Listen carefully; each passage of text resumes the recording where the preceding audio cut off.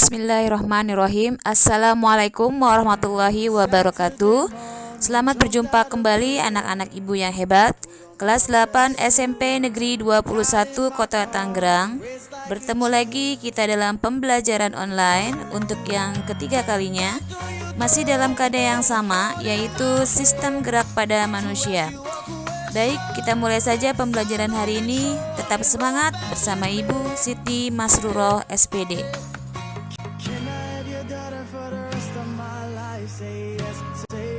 Pokok bahasan yang selanjutnya yang akan Ibu bahas pada sistem gerak pada manusia yaitu tentang otot dan sistem kesehatan pada gerak manusia. Baiklah anak-anakku yang hebat. Yang pertama, Ibu akan membahas tentang otot. Apa itu otot? Yang pertama, otot merupakan alat gerak aktif. Kemudian, otot juga mampu berkontraksi dan berelaksasi. Selanjutnya, otot juga mampu menggerakkan persendian.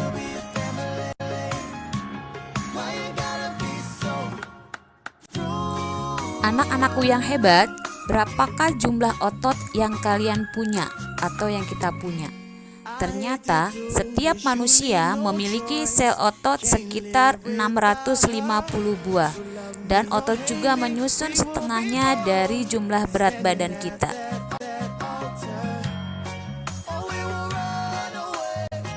Perlu kalian ketahui, setiap pergerakan pada tubuh kita itu karena otot yang bekerja.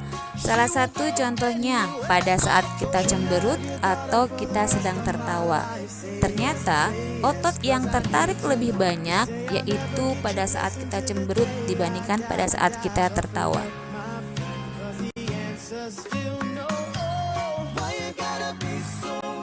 Selanjutnya, mengapa otot sangat penting bagi tubuh kita? Pertama, otot menjaga organ penting dalam tubuh agar pada tempat atau posisinya. Yang kedua, otot juga menggerakkan tulang sebagai alat gerak pasif. Yang ketiga, otot membantu menggerakkan lidah dan gigi untuk mengunyah makanan. Otot juga membuka dan menutup kelopak mata kita.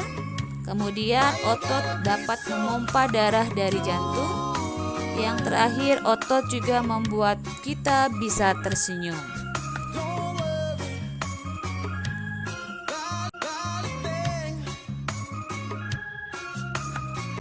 Oke, kita lanjut pada 3 jenis otot pada manusia. Yang pertama ada otot polos. Ini terdapat pada organ internal atau organ dalam tubuh kita. Kemudian ada otot jantung, ini hanya terdapat pada jantung. Yang ketiga otot rangka atau otot lurik, ini terdapat pada kaki atau pergelangan tangan.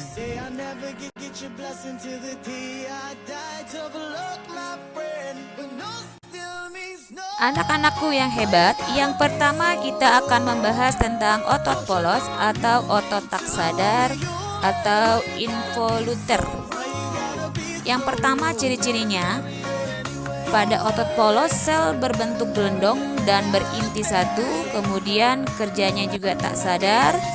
Otot polos juga menyusun sebagian besar organ dalam yaitu seperti ginjal, uterus, pencernaan, pernapasan, dan iris mata.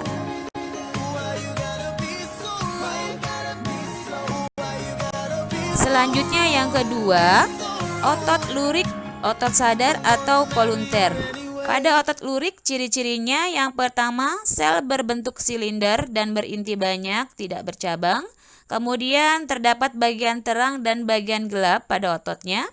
Menyusun otot rangka dan bekerjanya sadar atau volunteer dan tidak tahan lelah.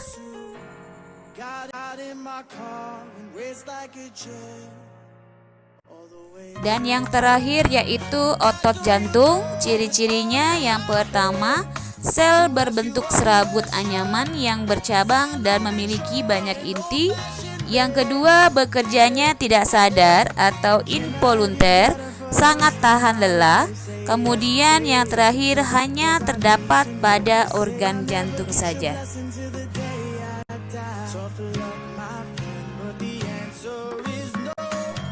Selanjutnya kita masuk pada cara kerja otot.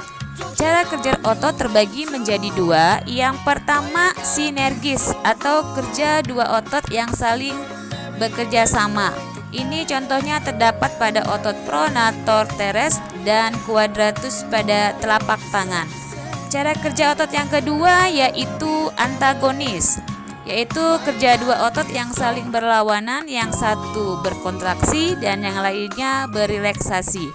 Pada kerja otot antagonis ini terbagi menjadi 5. Yang pertama ada flexor dan ekstensor. Ini terdapat pada sendi siku dan sendi lutut.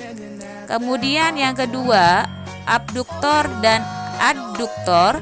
Ini terdapat pada sendi lengan atas dan sendi paha. Kemudian yang ketiga yaitu depresor dan elevator. Ini terjadi ketika kepala kita menunduk atau menengadah. Yang keempat, pronator dan supinator, yaitu terdapat pada telapak tangan.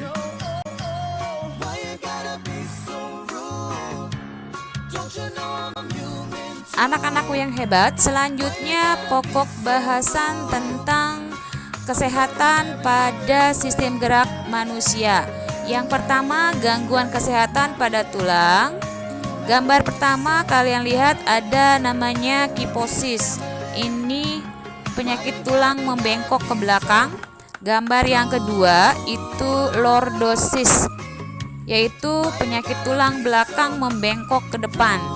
Yang ketiga ada gambar skoliosis, penyakit tulang belakang membengkok ke kiri atau ke kanan.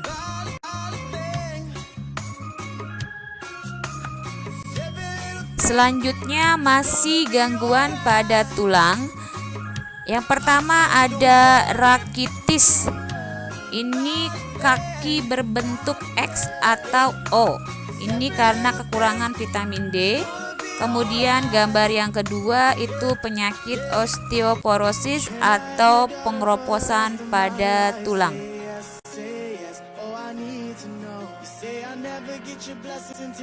Selanjutnya kita membahas gangguan pada persendian. Contoh penyakit yang pertama yaitu ankilosis, yaitu menyatunya persendian sehingga tidak dapat digerakkan. Yang kedua ada artritis, penyakit persendian menjadi kering atau bisa juga bernanah.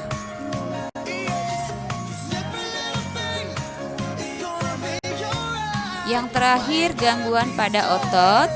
Penyakit yang pertama ada hipertrofi, gangguan otot yang mengalami pembesaran.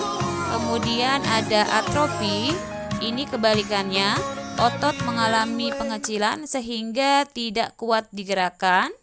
Yang ketiga ada stiff, yaitu kaku yang terjadi pada leher. Kemudian ada tetanus, otot yang terus-menerus mengalami kontraksi.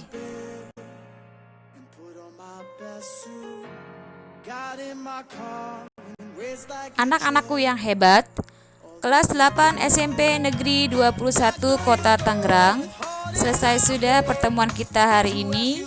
Ibu berharap kita selalu bersemangat dalam proses pembelajaran. Semoga pandemi COVID-19 ini cepat berakhir sehingga kita dapat melakukan proses kegiatan belajar mengajar bisa bertatap muka. Ibu ucapkan terima kasih. Wassalamualaikum warahmatullahi wabarakatuh.